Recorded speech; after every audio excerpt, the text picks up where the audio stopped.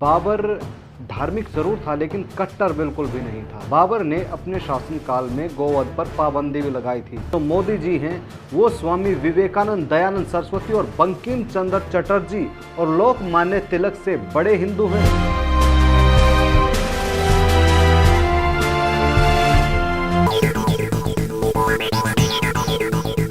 नमस्कार दोस्तों, स्वागत है आपका निशाना पर। आज हम भागो मत दुनिया को बदलो के तीसरे पार्ट पर बात करेंगे। हमने पहले के पार्टों में बात की है कि किस तरह से आज का युवा परेशान है, उसको कहीं रास्ता नज़र नहीं आ रहा है। फिर दूसरे पार्ट में बात करी कि हम जो ये घटनाएं आसपास में घटित हो रही है उसमें हम राम मंदिर पर बात कर रहे थे। चलिए बात करते हैं कि क्या बाबर द्वारा मस्जिद राम मंदिर तोड़कर बनाई गई थी। दोस्तों, बाबर का राम मंदिर तोड़ने का सवाल ही नहीं उठता है, क्योंकि वो राम मंदिर की तरफ यानी कि अयोध्या की तरफ गया ही नहीं था। हाँ, 1529 में उन्होंने यानी कि बाबर ने घाघरा पर आक्रमण ज़रूर किया था, लेकिन 1529 में, और राम मंदिर तोड़ने की जो घटना है वो 1528 की बताई जाती है, यानी कि एक साल पहले की। वैसे भी बाबर नियमित रूप से डायरी लिखते थे। बाबरनामा में इस घटना का कहीं भी कोई जिक्र नहीं है कि वहाँ पर कोई मंदिर था और उसको तोड़कर मस्जिद बनाए गई। वैसे हम और आप लोगों की तरह बाबर धार्मिक ज़रूर थे लेकिन कट्टर बिल्कुल भी नहीं थे। उन्होंने तो अपने पुत्र हुमायूं तक को ये कहा था कि इस देश में जितने भी धर्म हैं, जितने भी संप्रदाय हैं, उनका सम्मान करते हुए सबको सम्मान देना है और उनको कोई भी ठेस नहीं पहुंचानी है। बाबर ने अपने शासनकाल में गोवध पर पाबंदी भी लगाई थी, जो कि औरंगजेब के ज़माने तक चलती रही। इसके अलावा राम मंदिर तोड़े जाने की घटना अगर घटती तो क्या तुलसीदास चुप बैठे रहते? तुलसीदास तो एक तरह से बाबर के समकालीन थे, यानी कि एक ही समय के थे। तुलसीदास ने अपनी रामचरितमानस 1574 में पूरी की थी। तुलसीदास रहीम के मित्र भी रहे हैं और रहीम की जो वीरता और प्रशासनिक क्षमता की जो योग्यता की तूती मुगल दरबार में भी बोलती थी। अगर इस तरह की कोई घटना होती तो क्या वे अपने मित्र रहीम से इस अन्याय के बारे में जिक्र न करते? जैसे अब के जागरूक पाकिस्तान के नागरिकों ने विंग कमांडर अभिनंदन को छोड़ने के लिए सरकार से एक मुहिम भी चलाई और इसके अलावा फेसबुक से लेकर ट्विटर तक काफ़ी ट्वीट भी किए।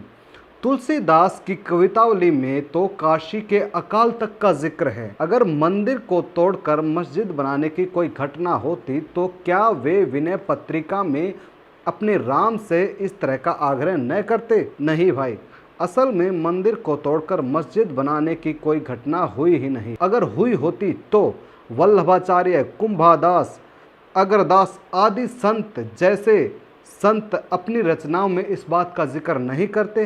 बिल्कुल करते। क्या योगी आदित्यनाथ और मोहन भागवत तुलसीदास और इन संतों से बड़े राम भक्त हैं, जो वो बार बार मंदिर को तोड़कर मस्जिद बनाने की घटना को बोलकर, जिस तरह से हिटलर के प्रधानमंत्री गोएबल्स ने एक झूठ को 100 बार बोलकर सच बना दिया था, उसी तरह से ये भी इस झूठ को बार बार बोलकर सच बनाने की कोशिश कर रहे हैं। वैसे भी यदि अयोध्या में मंदिर तोड़कर मस्जिद बनाई गई होती तो क्या महाराणा प्रताप, छत्रपति शिवाजी, छत्रमाल और गुरु गोविंद सिंह चुप बैठे रहते? वो इस मुद्दे को नहीं उठाते? शिवाजी और गुरु गोविंद सिंह द्वारा औरंगजेब को लिखे गए किसी भी पत्र में इस बात का जिक्र नहीं किया गया है। क्या लोकसभा की 2 सीटों से 86 सीटों तक पहुंचने वाले आडवाणी और अटल, और फिलहाल अब सत्ता में जो मोदी जी हैं वो स्वामी विवेकानंद, दयानंद सरस्वती और बंकिम चंद्र चटर्जी और लोकमान्य तिलक से बड़े हिंदू हैं? इन धार्मिक मनीषियों ने तो कभी भी राम मंदिर तोड़कर मस्जिद बनाने का जिक्र भी नहीं किया। फिर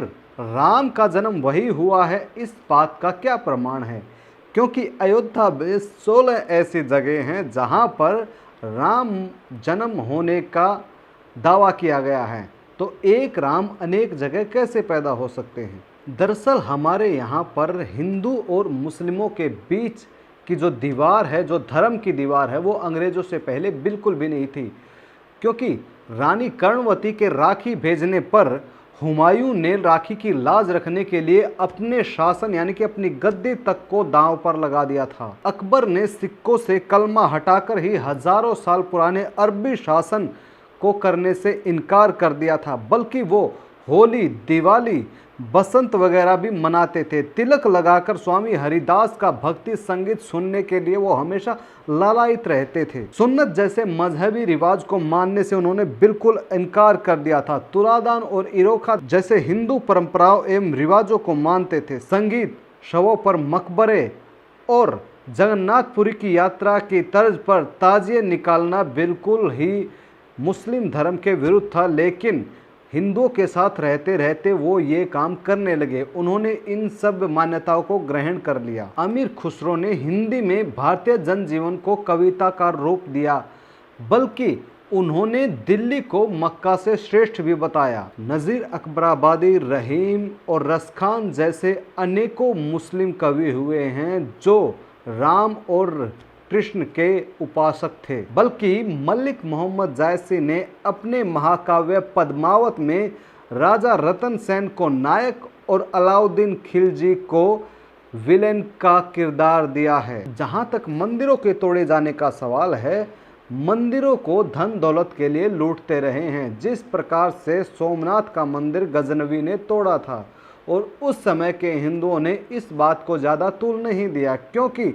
धन के लिए मंदिर मस्जिद तोड़े जाते रहे हैं। कश्मीरी कवि विल्हन जब विक्रमादित्य के दरबार में गया तो वहां पर उन्हें सोमनाथ के मंदिर को तोड़े जाने की कोई भी घटना, कोई भी जिक्र उनके साथ नहीं हुआ। भाजपा की पूर्व केंद्रीय कार्यकारिणी के सदस्य और ऑर्गेनाइजर के पूर्व संस्थापक के.आर. मलकानी ने तो इस बात का दावा भी किया है कि जब से मुस्लिमों ने भारत पर आक्रमण करना शुरू किया, तब से ही राम और कृष्ण नामक के भगवान अवतरित हुए हैं, क्योंकि इससे पहले चंद्रगुप्त मौर्य और विक्रमादित्य के शासनकाल में इन नामों को कोई जानता भी नहीं था। राष्ट्रीय स्वयंसेवक संघ के संचालक हेडगेवार और गुरु गोलवलकर राम को भगवान नहीं बल्कि महामानव मानते थे।